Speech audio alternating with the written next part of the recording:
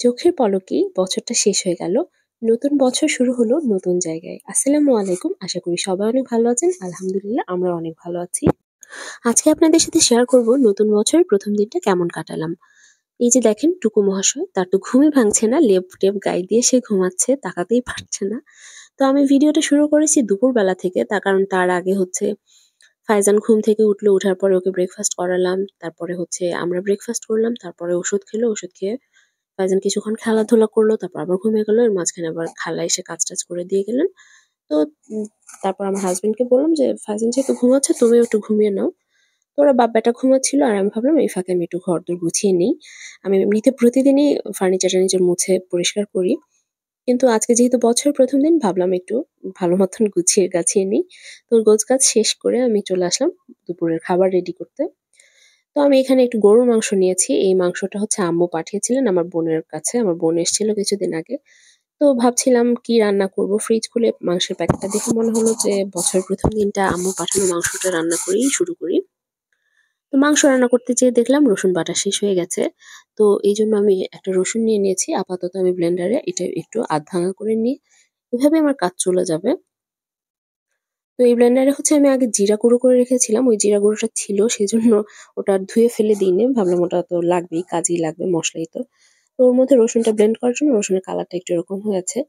তো আমি মাংসটা একটু কেটে ধুয়ে নিয়ে ওর মধ্যে হচ্ছে আদা বাটা, রসুন বাটা আর এই যে বেসিক যে গরম মসলা আছে মানে এলাচ, দারুচিনি, তেজপাতা এগুলো অল্প পরিমাণে দিয়ে খুব বেশি দিচ্ছি না। কারণ পরে আমি আবার মাংসটা যখন কষাবো তখন হচ্ছে আমি গরম মসলা ইউজ করব। আর অল্প একটু লবণ দিয়ে নিচ্ছি। মাংসটা বয়েল হওয়ার সময় যেন ভেতরে লবণটা ভালো মতন ঢুকে যায়।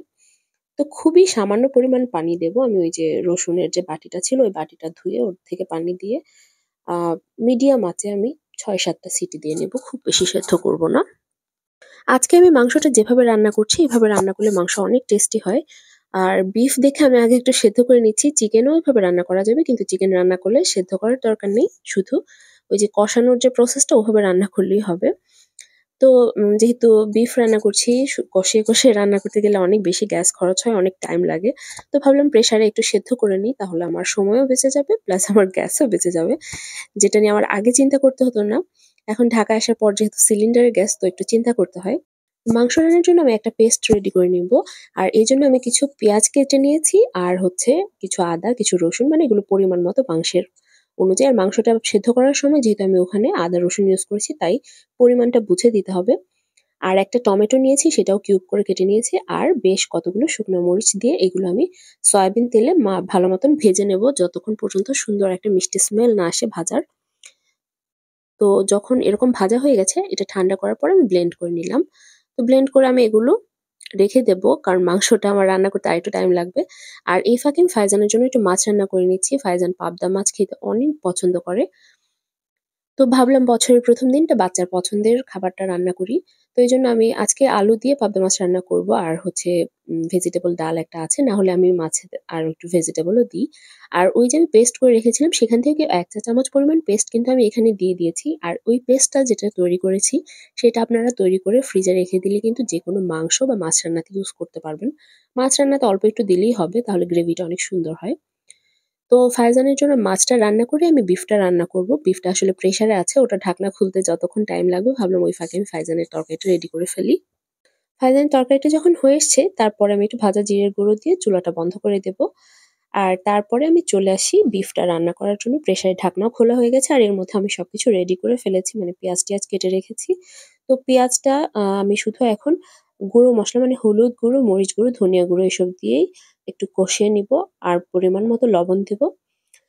আ এখন হচ্ছে আমি আদা রসুন বাটা কিছুই দেব না। কারণ আমি ওই যে পেস্টটা করে রেখেছি সেটা ইউজ করব। সেখানে তো আদা রসুন সবই দেয়া আছে।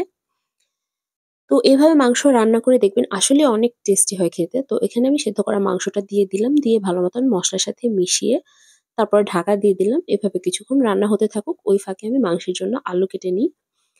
তো এর মাঝে আমার হাসব্যান্ড আবার টুকুকে নিয়ে এসছে দেখানোর জন্য কি রান্না করছি। তো আর আমি হচ্ছে আজকে গরম মসলাগুলো কিছু তো মাংস সেদ্ধ করার সময় ইউজ করেছিলাম। আর কিছুটা আমি বেটে ইউজ করব। মানে বাটা তো কিছু না ব্লেন্ড করে নেব।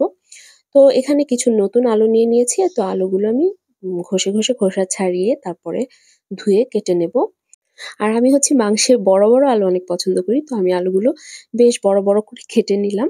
আর ওই যে আমি গরম মসলাগুলো একটু পানিতে ভিজিয়ে রেখেছি ব্লেন্ড করার সুবিধার জন্য। যদিও আমি ভালো মতন ব্লেন্ড করতে পারিনি পরে। তো এখন আলুগুলোও দিয়ে দিলাম। মাংস যেহেতু অলমোস্ট সেদ্ধই হয়ে আছে, ওর মধ্যে আর তো বেশি সেদ্ধ করার কিছু নেই। আলু সেদ্ধ হতে, হতে মাংসটা আরেকটু কষানো হয়ে যাবে।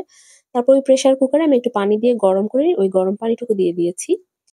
তারপরে আমি মসলার পেস্টটা দিয়ে দিলাম। ব্লেন্ডারের জারটাও ভালো করে ধুয়ে দিয়ে দিয়েছি। তারপরে দিয়ে দিলাম একটু আদা বাটা।